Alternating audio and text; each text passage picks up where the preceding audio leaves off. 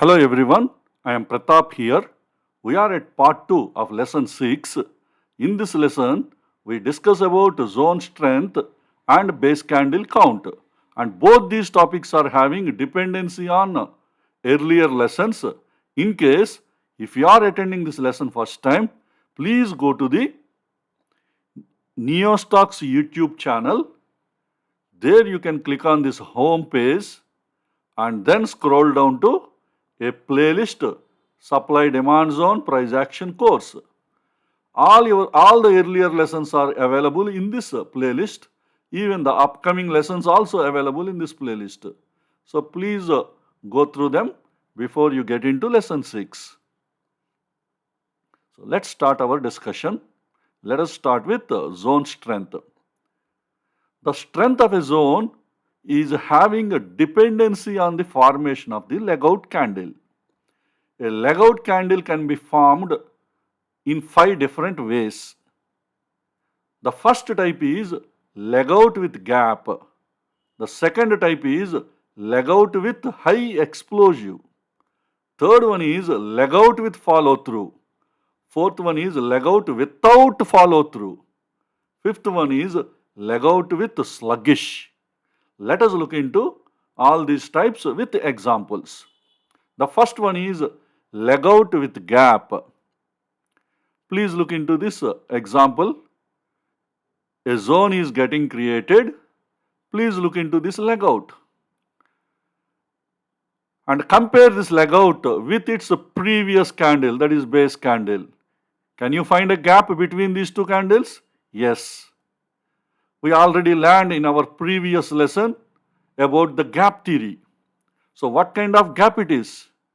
It is a professional gap, or in short we call pro gap. If a zone is having a leg out with gap, the strength of the zone is excellent. That means it is an excellent zone for the trading purpose as per the strength point of view. The next type is leg out with high explosive. Please look into this chart. A zone is getting created, and please look into this leg out. How this leg out candle looks like. We already learned a leg out candle should be a large leg candle. But this particular candle is looking much larger than the large leg candle, and such kind of candle is called leg out with high explosive. Because this is a leg out candle, we are calling it as a leg out with high explosive. That means it is a much larger leg candle compared to the other large leg candles. If a zone is having high explosive leg out candle, the strength of the zone is excellent.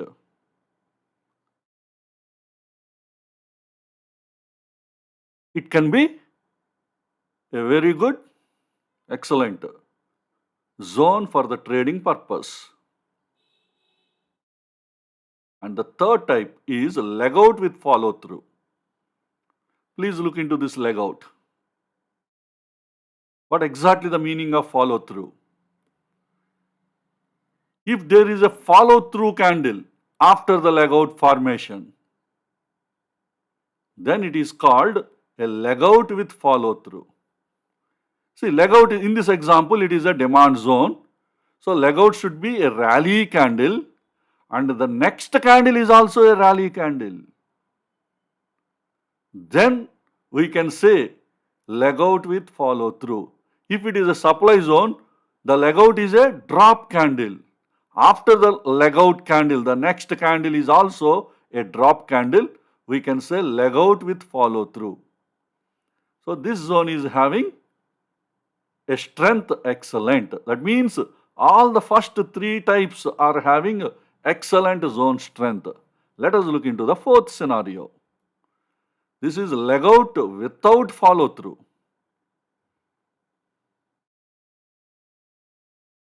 What exactly the meaning of without follow through? After the leg out, we are not having a follow-through leg candle. That means we can have a base candle. So it is not a follow-through leg candle. We can also have a leg candle, but that should be a different type. If it is a demand zone, the leg candle is a rally candle. But the follow-through candle also should be a rally candle. But here, the next candle is a drop candle. So the follow-through candle is not a leg candle. So we are saying this is a leg out formation without follow-through candle.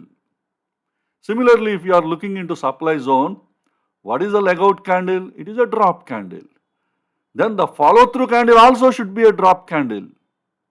But if the next candle is a rally candle or base candle, then the leg out type is called leg out without follow through. So you have to remember this scenario. So what will happen if a leg out with follow through? The strength of the zone is not excellent, but it is a good. A zone is having good strength is also a tradable zone. And the fifth one is leg out with sluggish. What exactly the meaning of sluggish? Look into this example. We have a leg out for this zone and look into the next candles. They are moving down, up within this leg out formation. That means the prices are moving in a sluggish manner, going up, going down within this. So such kind of type, leg out type is called leg out with sluggish. If a leg out is sluggish, then the strength of the zone indicates a poor or a weak zone. A weak zone cannot be traded. So this kind of zones are not tradable zones. So these are the 5 types of different leg out formations. Now let us look into the summary of all the points we have discussed so far. A zone's leg out with gap is having excellent strength and tradable. A zone's leg out with high explosive is having excellent strength and tradable. A zone's leg out with follow through candle is also having excellent strength and tradable. All these 3 types are having excellent strength. And the fourth type is a zone's leg out without follow through candle is having good strength. It is not excellent, but it is good strength. So it is tradable zone. And the fifth type, a zone's leg out strength with sluggish is having weak strength. So and it is not tradable. That means a zone's leg out with sluggish is having a weak strength. Such kind of zones cannot be traded. Now let's move on to the next topic, base candle count. So how many candles a base can have? For the trading purpose, the maximum acceptable base candles in a zone are 6. That means can we have 7 candles, 8 candles? Yes, we can have. But for the trading purpose, they are not acceptable. But anything up to 6 candles are acceptable. So zones having more than 6 base candles are called weak zones. That's why we are not trading those zones. Why it is weak zone, I will explain. The minimum acceptable base candle in a zone are 1. Minimum 1 candle should be there. Even without 1 candle, base cannot be formed. At least to form a base, we need 1 candle. So that is the reason why the minimum acceptable base candle in a zone are 1. More candles in the base indicates huge consumption of demand and supply. Assume there are more candles, like 7 or 8 candles. What exactly the base? We already discussed this point in the earlier sessions. Even from our first session onwards, we are discussing. If there is a base, it indicates the demand and the supply are equal. When demand and supply are equal, the prices will be moving in a narrow range. Generally, there is a fight between bulls and bears. Bulls are trying to dominate the bears, and the bears are trying to dominate the bulls. That way, a fight happens. What bulls do? They keep on buying the shares. Bears, they keep on selling the shares. So whatever bears are selling, bulls are buying. When bulls are buying, bears keep on selling. So at some point of time, what will happen? Their strength will be weakened. That means their capacity will go down because they spend a huge amount of money for buying and selling point of view. So bulls keep on buying, and whatever the shares bears are having, they are keep on selling them. At some point of time, there is going to be an end. So at that time, the orders means the demand and supply orders will be slowed down because both are consuming. Both these orders, demand is consumed and supply is also consumed. At some point of time, there won't be much demand and there won't be much supply. In that case, even novice traders' participation can also push the market up or it can push the market down. Now, novice people participated in the market. Now they are keep on buying and there is no more supply available in the zone. Now what will happen? The prices will go up. Or now as people are participating, they keep on selling in that zone. Now there is no more demand available. What will happen? Prices will go down. That means the prices are moved without institutional participation. When both demand and supply both weaken, novice traders like us also can push the market up. Who are professionals? Institutions. Without professional participation.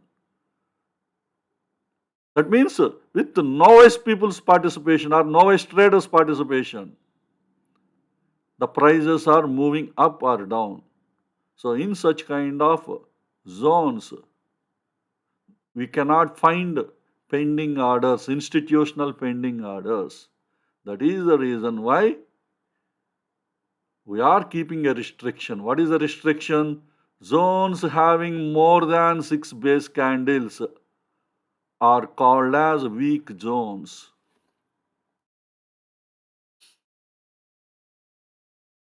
So this is what I said. In such kind of zones, prices can be moved or down without institutional participation. So this is an important point you should observe. When the base candles are less than 6, for pushing the price or up or down, definitely institutional participation should be there, a huge participation. So this is about base candle count. Let us look into the examples.